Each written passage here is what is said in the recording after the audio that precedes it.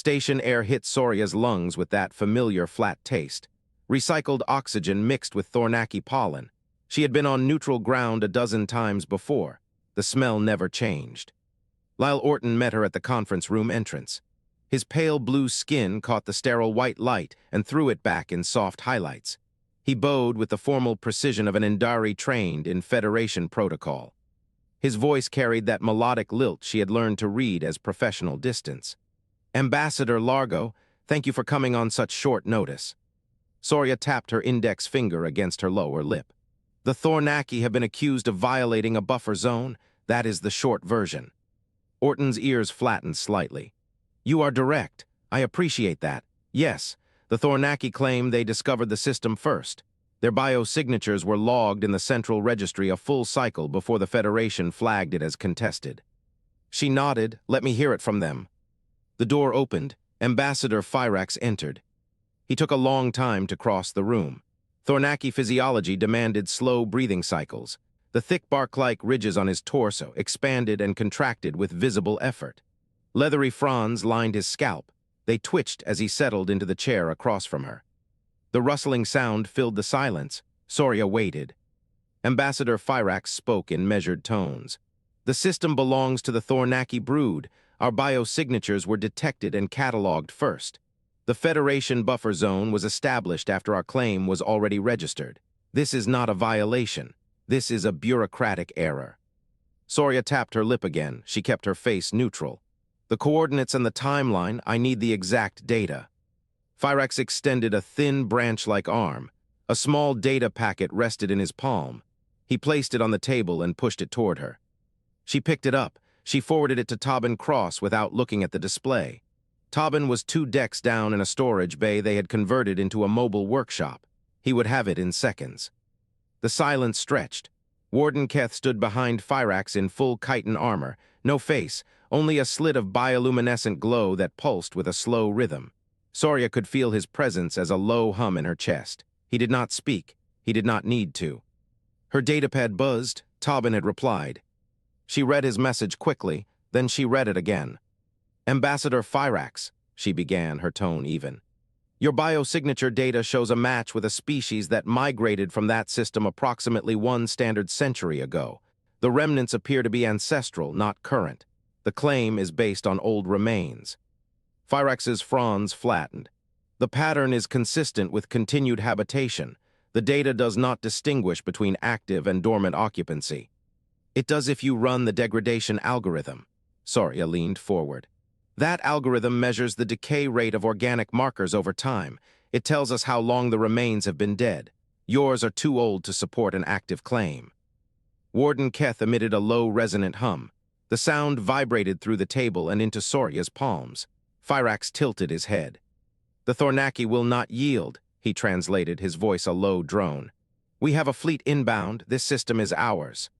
Soraya set the datapad down. She folded her hands on the table. The white light made every face in the room look vaguely ill. She could see Orton's expression shift, a flicker of concern that he quickly smoothed away. "A compromise," she proposed. "A joint survey mission. We verify the presence of exploitable resources together. If the system is barren, the Thornaki leave the claim. If it holds value, the humans receive a share of the extraction rights." Fyrax's fronds twitched once. He considered for a long breath cycle. His chest rose and fell with visible effort. "Agreed," the ambassador conceded. "But only if the survey uses Thornaki ships and Thornaki protocols." Soraya nodded, "Of course." She did not show her teeth. Tobin could work around that. Tobin could work around anything. Fyrax rose slowly. The rustle of his fronds filled the room as he adjusted his posture. Warden Keth turned and followed him out without a word. The hum of his presence faded as the door closed. Orton let out a slow breath. "That was easier than I expected." Soraya did not answer. She watched the door where Fyrax had stood. Something about the way he had agreed sat wrong in her chest. "He moved too quickly," she murmured, almost to herself. Orton tilted his head. "For a Thornaki, they are slow by nature." "For a Thornaki who just got everything he wanted, yes." She pulled up the data packet again. She stared at the coordinates. The biosignature traces looked clean. They looked legitimate. They looked exactly like something a careful actor would plant. She tapped her lip. "He is not negotiating in good faith," she murmured. "The Thornaki have already seeded that system with fake remnants. I cannot prove it yet, but I know it." Orton's ears flattened fully. "That is a serious accusation." "I am not accusing, I am waiting." Her datapad chimed, Tobin again. She opened the message. Her eyes moved fast across the lines, then she stopped. Tobin had found something, a hidden Thornaki communications module embedded in the metadata of the biosignature packet. It was not visible on standard analysis. He had run a deep-layer scan on instinct, peeling back each data layer one by one to expose hidden code. The module revealed their true plan. The fleet inbound was not a negotiation tool. It was a siege force. They intended to take the system by overwhelming presence and dare the Federation to respond. Another chime, a second message from Tobin. "You need to see this in person. Meet me in the bay." Soraya stood. She looked at Orton. "We are done here." He opened his mouth to respond. The lights flickered. The station's lighting stuttered once, twice. Then it died. Complete darkness, silence. The hum of life support faded to nothing. Soraya stood still in the black. She could feel the absence of sound pressing against her ears. Her heartbeat was suddenly very loud. The emergency lights did not come on. The station's backup systems did not engage. Something had cut the power completely. Sheer seconds passed. Her hand moved to her belt and closed around the compact flashlight she always carried. She pulled it free. She clicked the button. The beam cut a narrow cone through the dark. Orton stood frozen against the wall. His blue skin looked gray in the light. His ears were pressed flat against his skull. "That is not possible," he whispered. "The station has triple redundancy." Soraya did not answer. She aimed the beam toward the door. She started walking. Tobin was in the bay. Tobin had found the module. Tobin was now alone in a dead station with a Thornaki siege fleet inbound and a warden who had not said a single word during the entire negotiation. She moved faster. The beam of her flashlight carved a narrow path through the dark. The silent station breathed nothing at all.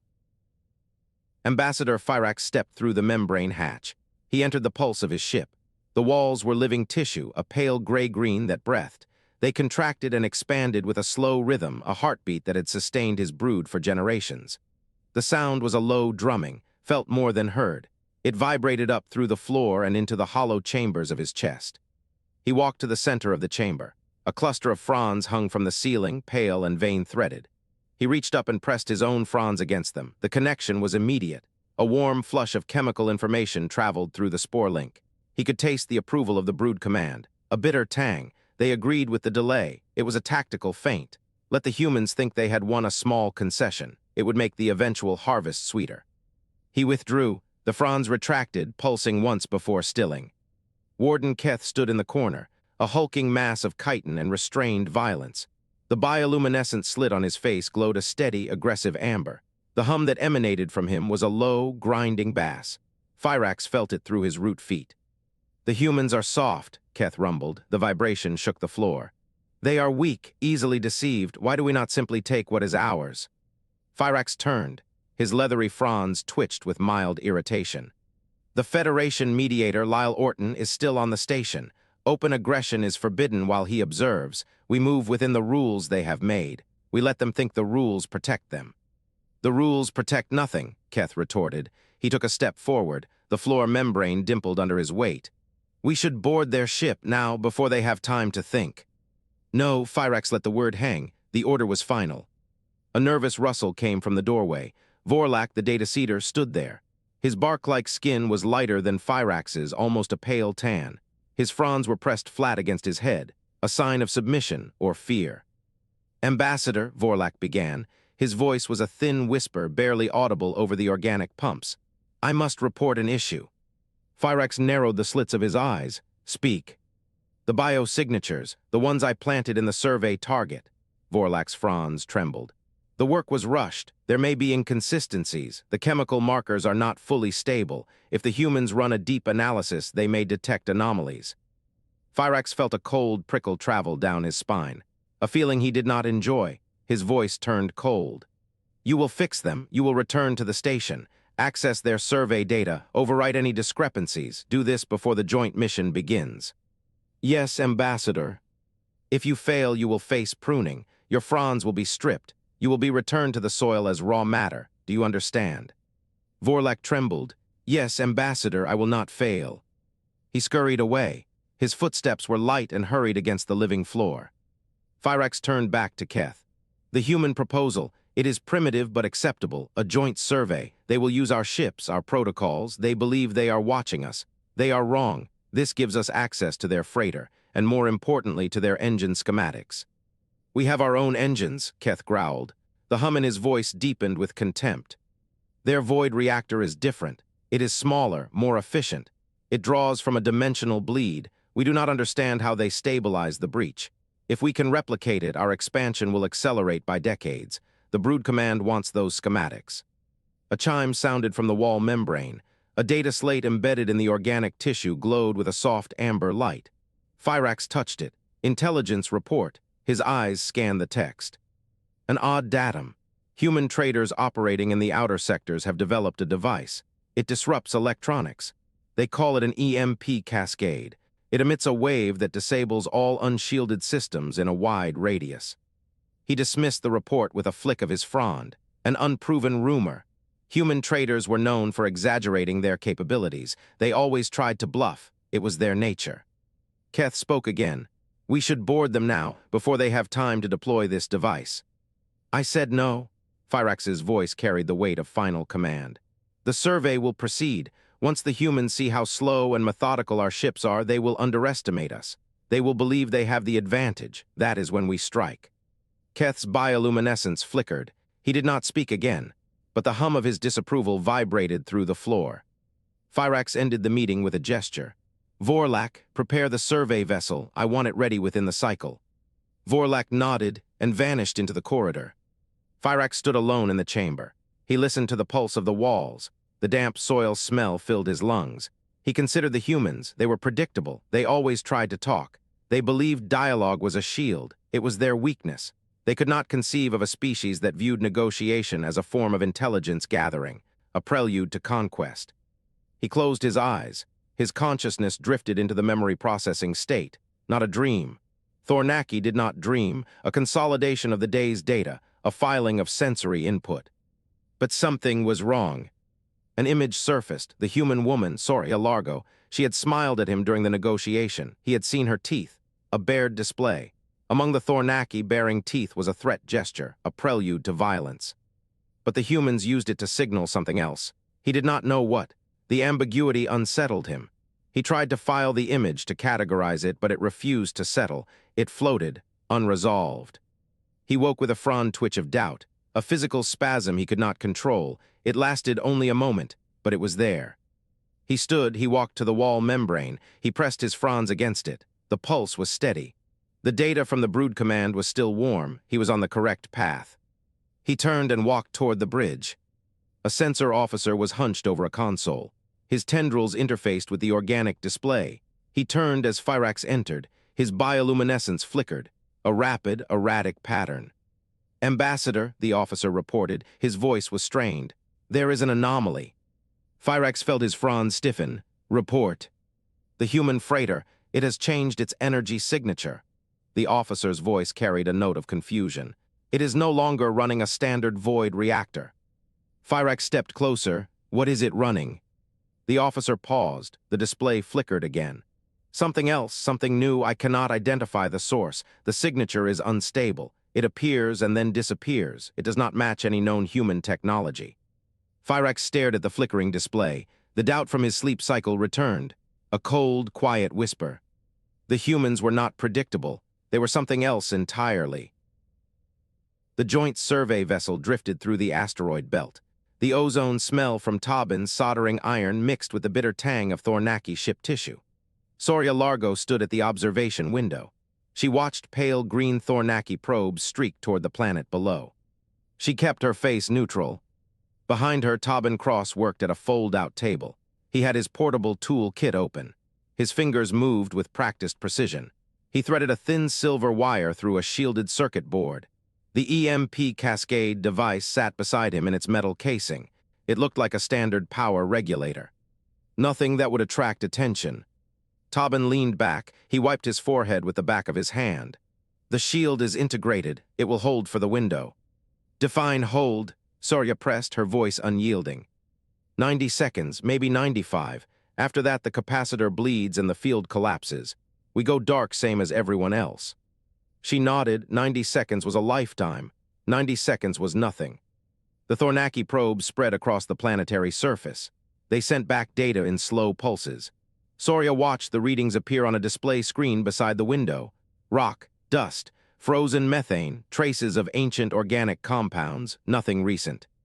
No biosignature markers. No evidence of Thornaki ancestral settlement. Fyrax was silent at his station across the chamber. His leathery fronds lay flat against his shoulders, still thinking. Soraya kept her breathing steady. A low hum vibrated through the deck plates. Heavy, rhythmic, Warden Keth. His footsteps drew closer. The vibration grew stronger. The Thornaki military observer stopped at the entrance to the human section. His chitinous armor gleamed wetly under the pale light. That slit of bioluminescent glow stared at Soraya. "The scans are empty," Keth grated. His voice was a resonant grind. "Your data seeder failed." Fyrax did not turn. "Vorlak will be pruned for this." "Pruning solves nothing. The humans are hiding something. We should board their freighter." Soraya kept her face neutral. She picked up a datapad and pretended to study it. Her heart beat hard against her ribs, but her hands stayed steady. Fyrax raised one long arm, a gesture of delay. "We operate within Federation rules. The mediator is watching." Keth made a sound like gravel shifting. "Rules that let them steal systems from under us." "The rules exist for a reason, Warden. The rules exist to keep the weak alive." Soraya looked up. She met Keth's glow-slit gaze. "The scans are complete. You have your answer. The system is unoccupied." "For now." She did not reply. She did not need to. Fyrax turned. His fronds twitched. "Your freighter, it is not emitting standard reactor signatures." Soraya felt the question land. She had expected it. "We use a backup power source for station keeping. The main reactor is offline for maintenance." A lie thin, obvious. Fyrax tilted his head. The gesture was slow, calculating. "I see." He did not believe her. Keth stepped closer. His weight made the deck plates groan. "We have the right to inspect any vessel operating in claimed Thornaki space." "The system is not claimed," Soraya corrected. "The scans confirmed that." "The scans confirm nothing. Your technology is primitive. You could have masked the signatures." Tobin set down his soldering iron. He did not look up, but his hand moved to the metal casing. "Ready." Soraya met Keth's glow slit. "You have no cause for boarding." "I do not need cause." Keth turned to Fyrax. "Order it." Fyrax paused, his fronds flattened. Then he spoke. Slow, deliberate, each word carried weight. "Warden Keth is correct. The system is contested. We have the right to inspect." Soraya felt the floor shift beneath her. The confrontation was here. She had not wanted this. She had hoped the scans would end it. But hope was not a strategy. She walked to the human section's private comm station without turning. "I will relay the request to my crew."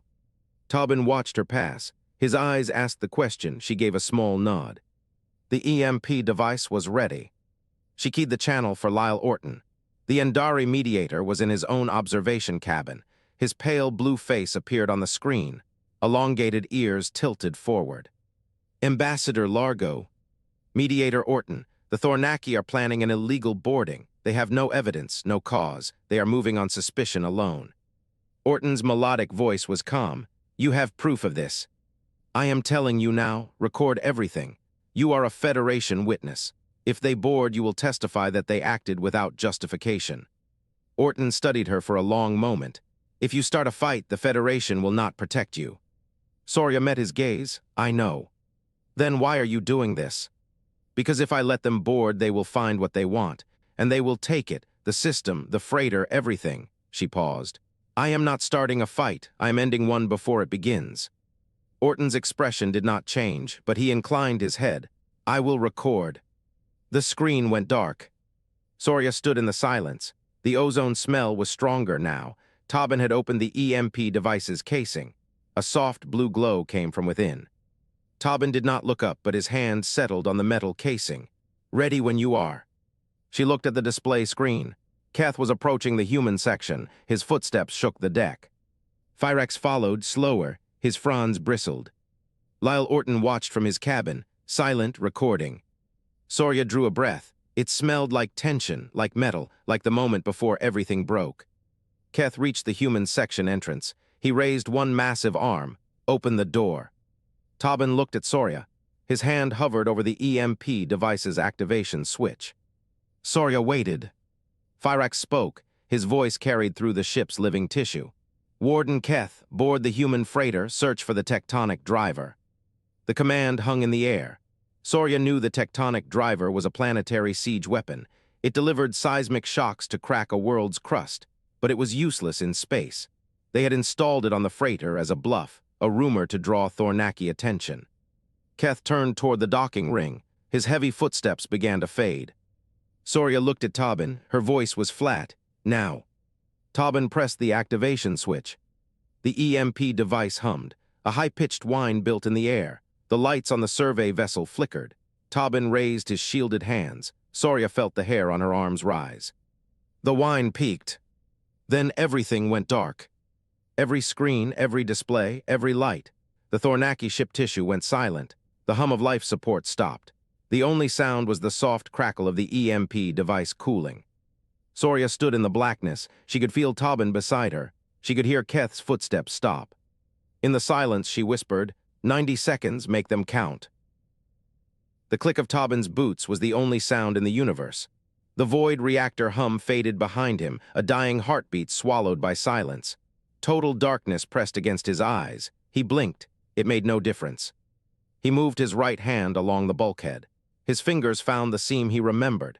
The armory door was 3 paces ahead. Every step counted. 90 seconds of shield on his suit, 90 seconds before the EMP cascade fried everything not protected by his jury-rigged insulation.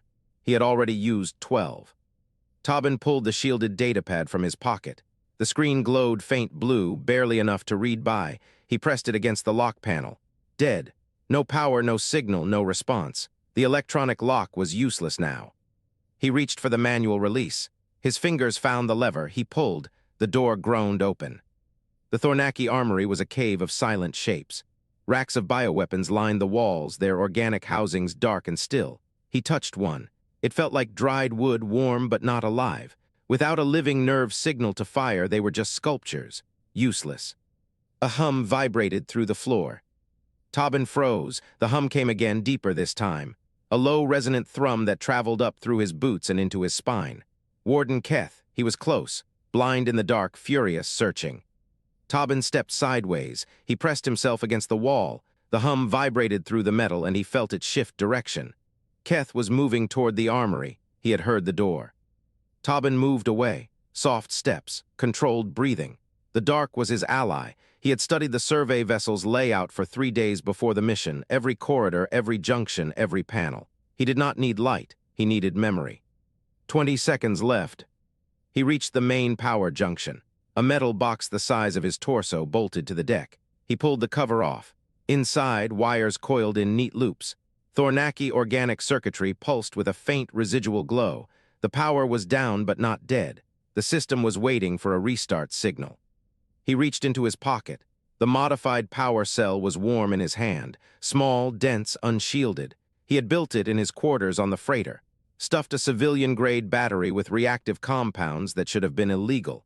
He did not care about legal. He cared about results. He slammed it into the relay. The junction screamed, light flared. Power surged through the survey vessel, snapping systems back to life. The overhead panels flickered on. The hum of life support returned. Tobin saw his own reflection in the metal bulkhead, wild-eyed, grinning. But the cell was overloaded. He had designed it that way. The power spike traveled through the organic circuits like a wildfire through dry grass. The Thornaki ship's nervous system could not handle the surge. Filaments blackened, nodes boiled. The ship exhaled a long, wet groan. Smoke curled from the panels. The smell of burnt organic matter filled the corridor. The Thornaki systems were dead, not sleeping, dead. They would need a full regeneration cycle to reboot. That took hours. Tobin leaned against the wall. His heart hammered. He let himself breathe. Soraya's voice cut through the emergency channel, calm and precise. This is Ambassador Largo. The survey vessel is disabled. Your boarding team is blind. Your weapons are inert. We offer safe passage to the Federation station if the Thornaki brood withdraws its claim to this system. You have 30 seconds to decide. Silence. Tobin watched the corridor. Smoke drifted from the junction box. The smell was sharp and bitter. Somewhere in the ship, Fyrax would be standing in the dark, his fronds twitching, his slow mind calculating. 28 seconds. The hull vibrated. A roar, Keth's roar. It traveled through the metal, a sound of pure frustration, pure rage. Tobin felt it in his chest. 22 seconds. A rustle, Fyrax's voice thin and strained. We withdraw. Tobin closed his eyes. He did not realize he had been holding his breath. The survey vessel's emergency lights flickered on, dim and amber. The corridor emerged from darkness, streaked with smoke, littered with fallen Thornaki crew who clutched their inert weapons. Their fronds hung limp. Their bioluminescent glow had dimmed to nothing. And Fyrax stood at the far end of the corridor. He looked at Tobin. His leathery face was unreadable, but his fronds twitched. He took a step forward. His boots made no sound on the metal deck. How did you navigate in darkness? Tobin did not answer. He met Fyrax's gaze. He let the silence stretch. Fyrax understood. His fronds went still. His mouth opened, then closed. He had no frame of reference for this. Humans did not need light. They improvised. They took tools meant for one job and used them for violence and survival in ways no sane species would consider. He had lost, he knew it. Tobin turned away. He walked toward the airlock that connected to the human freighter. His boots clicked on the metal floor. The sound was loud in the silence. Soraya met him at the door. Her gray suit was immaculate. Her face was hard. She nodded once. Good work. Tobin nodded back. He did not feel like a hero. He felt like a man who had just pulled a wire at the right moment. That was all. He stepped onto the freighter. The air smelled clean, recycled, human. He let himself sag against the bulkhead. His datapad buzzed. He looked down. An automated alert blinked on the screen. Red text, urgent priority. The tectonic driver was still armed. Soraya had ordered it deactivated, but the alert was not about that. The alert was about the Thornaki fleet.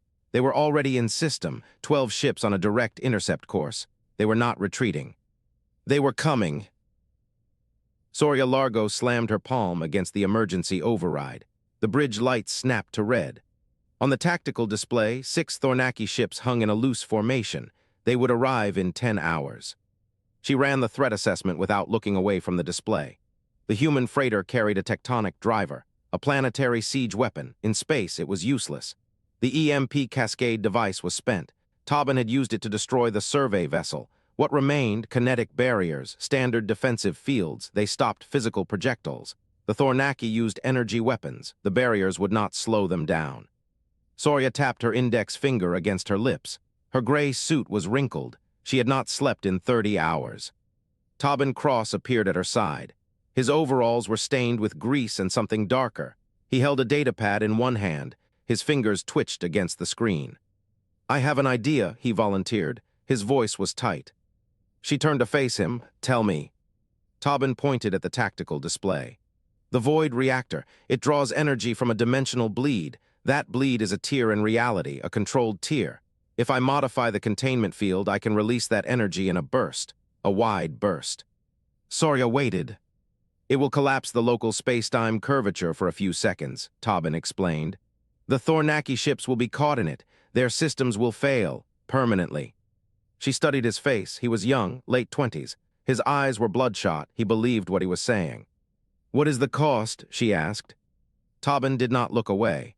The freighter will be destroyed. The reactor will breach. There is no way to contain the release and keep the ship intact. The words hung in the air. Soraya looked around the bridge. She had spent years on this freighter, 4 years. It was her base, her home. She knew every creak in the deck plates, every flicker in the lighting system. The smell of hot metal was the smell of home. How long, she asked. 8 hours, Tobin estimated. Maybe 9. The modification is delicate. One mistake and the whole thing goes early. She heard the escape pod hatch mechanism cycle. Lyle Orton stepped onto the bridge. His pale blue skin looked almost gray in the red light. His flowing robes of woven metal rustled as he moved. The Thornaki are scrambling, Orton reported. His melodic voice was strained.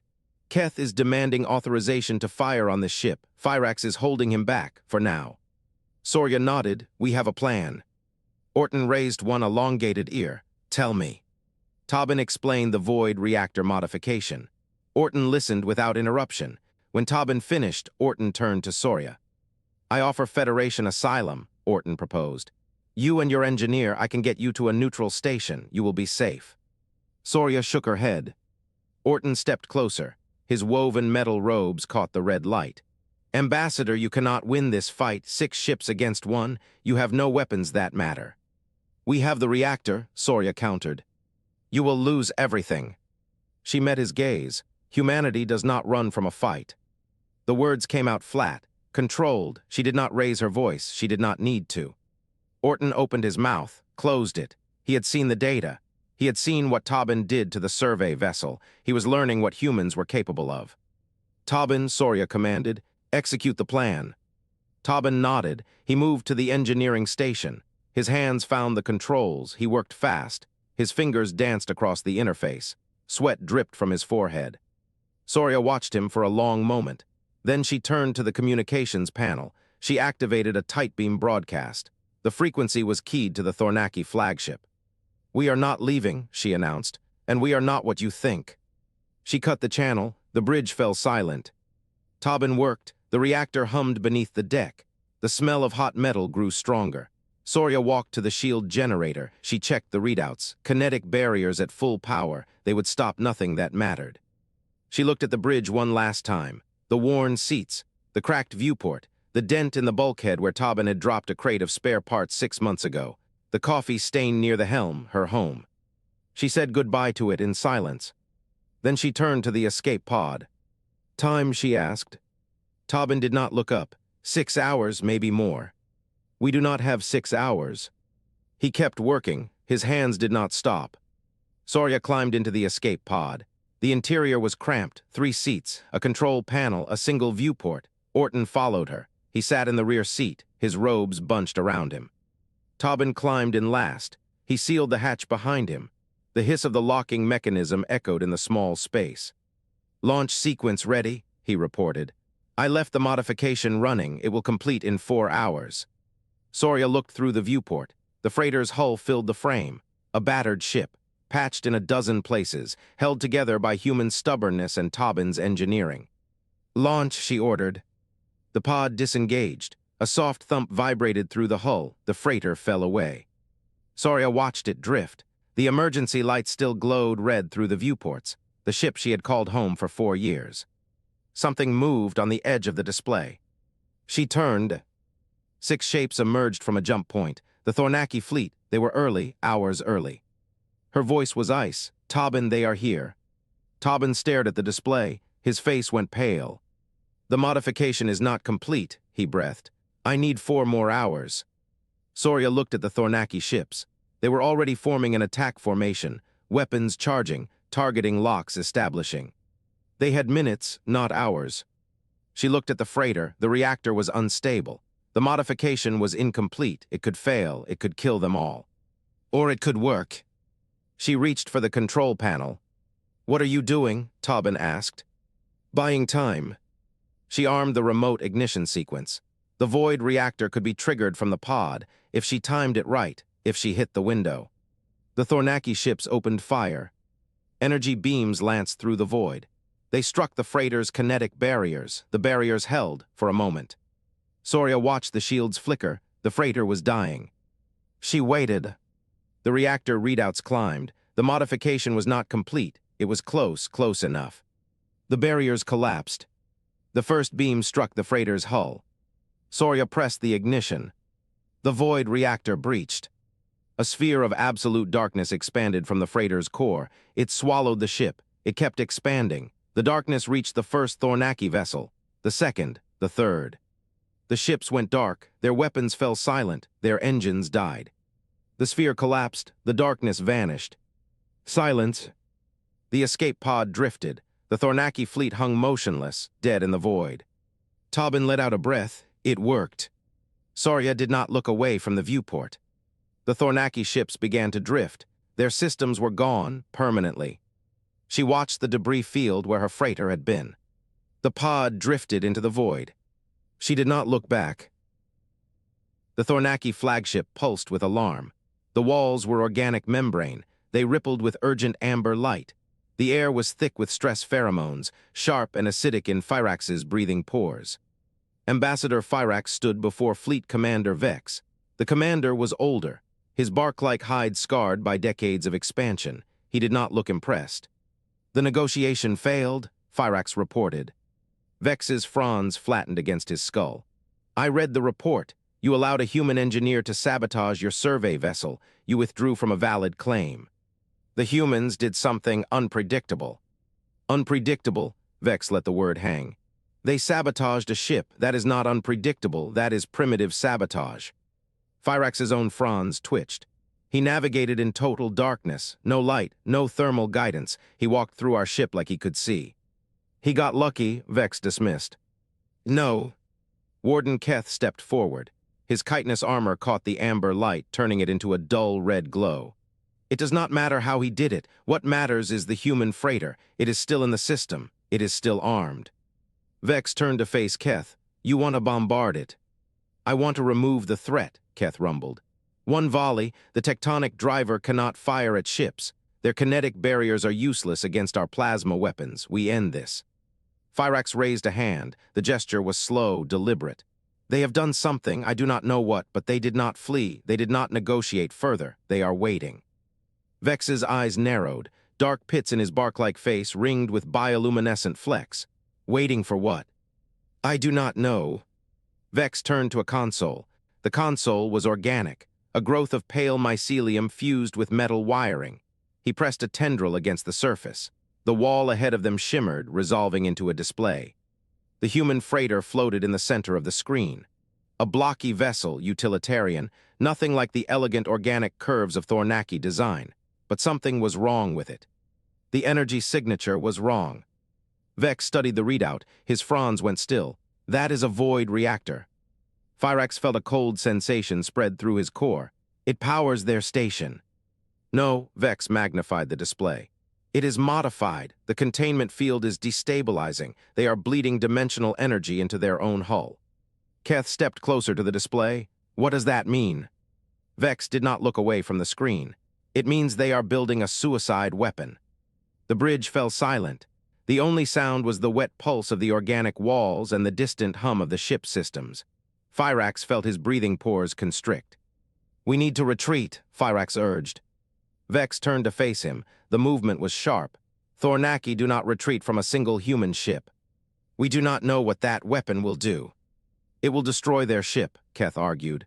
That is all. They are desperate. They are making a statement with no meaning.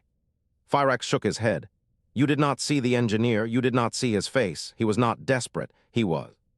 He stopped. He did not have the word. The human had been calm. That was the terrifying part. He had sabotaged an entire ship while calm. Vex turned back to the display. The reactor is destabilizing faster. We have perhaps 3 minutes before critical failure. Retreat, Fyrax repeated. His voice was strained. Fire all weapons, Vex commanded. Keth moved to his station. His chitinous hands worked the controls. The flagship's plasma cannons began to charge. Fyrax could feel the vibration through the deck plates. Target the reactor, Vex ordered. If we breach it before they complete the sequence.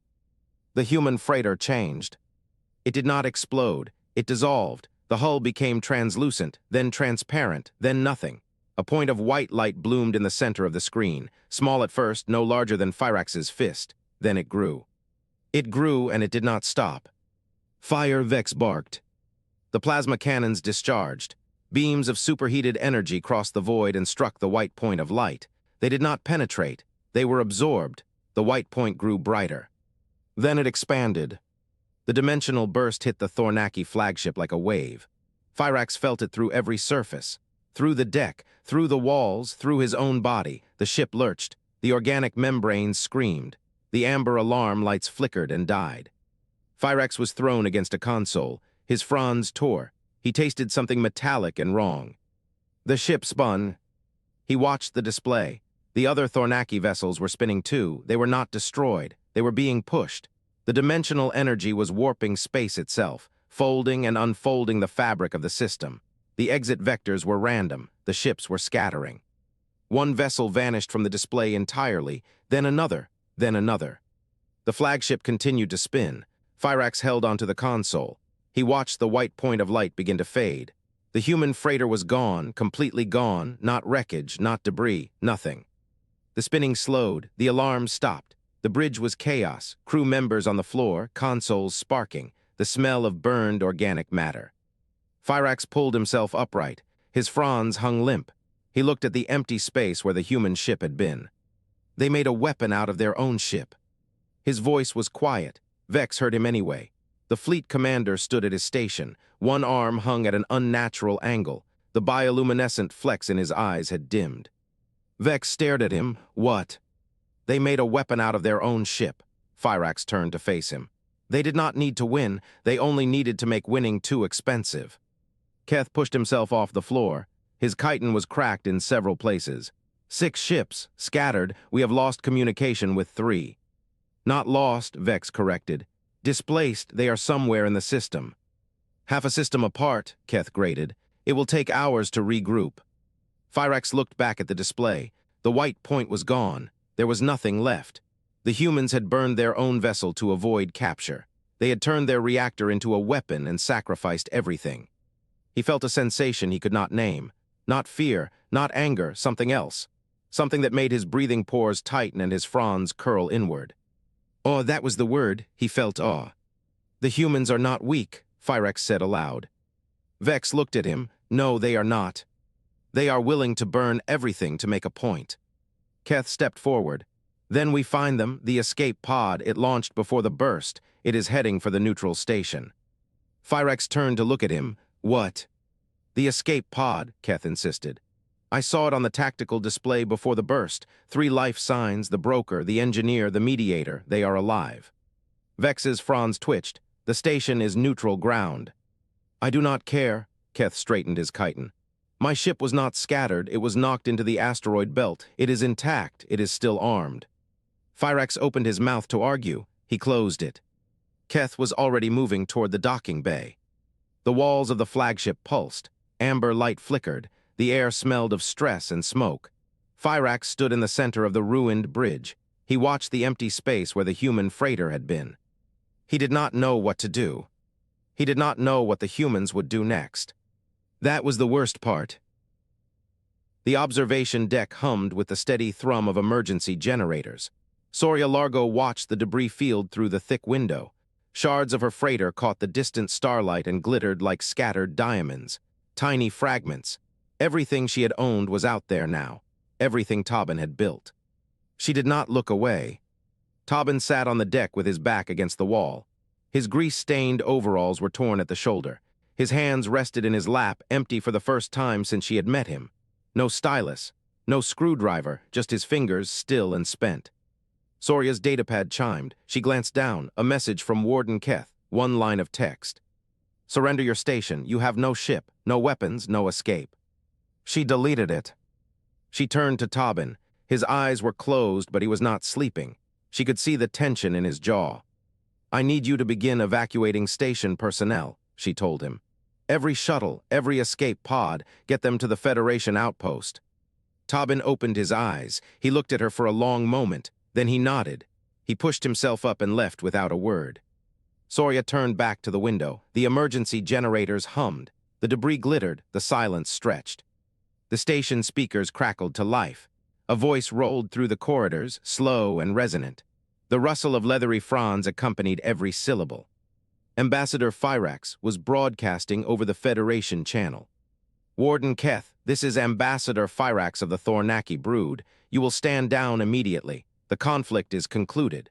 The human vessel has been destroyed. There is no further purpose. A pause, static. Then Keth's voice cut through, a low hum of raw defiance.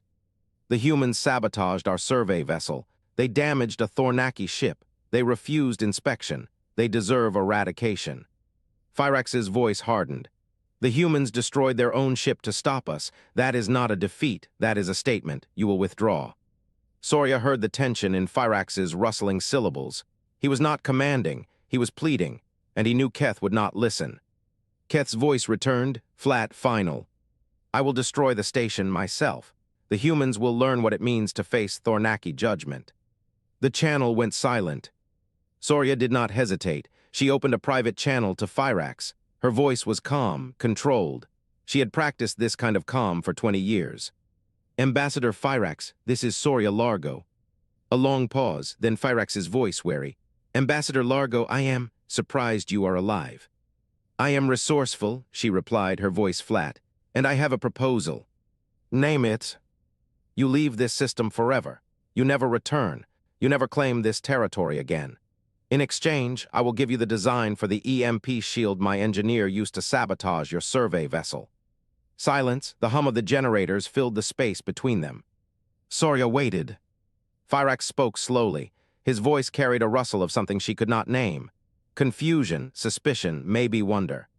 Why would you give us that? You have no reason to trust us. We came here to take your technology. We nearly killed you. Soraya looked out at the glittering debris. Her home was out there, her ship, her life for the last 4 years, all of it gone. Because next time we meet, she stated, I want you to know that we are not afraid of you. The silence stretched longer this time. Soraya could hear the generators humming. She could smell the recycled air. It smelled the same as it had on day one. Sterile, flat, alive. Fyrax's voice came back, quiet, different. Send the design. I will broadcast the order. Soraya transferred the file. It took 3 seconds. She watched the feed from the station's external sensors. Keth's ship hung motionless, its weapons trained on the station. Then the weapons powered down, one by one. The ship went silent. Soraya let out a breath she did not know she had been holding. Lyle Orton appeared in the observation deck doorway. His pale blue skin seemed faintly luminous in the emergency lighting. His robes of woven metal whispered as he moved. He held a datapad. His melodic voice was measured. I have recorded the agreement. The system is now a neutral zone under Federation protection. Both sides will withdraw within 12 standard hours. Soraya nodded. Orton looked at her. That was an unusual offer. It was a necessary one. You gave them an advantage. I gave them the same shield we used to beat them. Next time they will know it's not enough. Orton said nothing. He looked at her for a moment, then turned and left. The observation deck went quiet again. Tobin returned 30 minutes later. He sat down beside Soraya on the floor. His shoulder brushed hers. She did not move away. His voice was quiet beside her. Evacuation is underway. The last shuttle leaves in 20 minutes. We are on it. Good. They sat in silence. The debris from their freighter drifted past the window. The glittering fragments caught the starlight. They looked like scattered seeds. Tobin asked, was it worth it? Soraya watched the debris. She watched the trail of light where her ship had been. We proved something, she answered, her eyes still on the void. That's worth everything. Tobin was quiet for a moment. Then he asked, what did we prove? She turned to look at him. His face was smudged with grease. His eyes were tired. But there was something else, something steady. She met his gaze. That we can lose everything and still win. They do not understand that. They think losing means surrender. We think losing means we go find another way. Tobin nodded slowly. He looked out at the debris. Sounds about right. Soraya's datapad chimed again. She picked it up. A message from an unknown source. Encrypted. She frowned. Her fingers moved over the screen. She opened it. 3 lines of text. We saw what you did. We want to talk. The Silith. Soraya stared at the screen. The Silith, silicon-based species, indifferent to the Federation. They had never contacted anyone. They had never participated in any treaty. They were silent observers, always watching, never involved. Until now. She looked at Tobin. He saw her expression and leaned over to read the message. His eyebrows went up. The Silith, he whispered, the name unfamiliar and heavy. I know. They do not talk to anyone. I know. He looked at her. She could see the exhaustion in his eyes, but she could also see something else. Curiosity, a spark that had not been extinguished. We just lost everything, he stated, his voice hollow. Yes. We have no ship, no station, no home. I know. What are we going to do? Soraya looked at the message again. The galaxy was bigger than she had thought, and it was watching. A small, tired but real smile touched her lips. We go find out what they want. She stood up. Tobin stood beside her. The emergency generators hummed. The debris glittered in the starlight. And somewhere out there, in the darkness between stars, the Silith were waiting.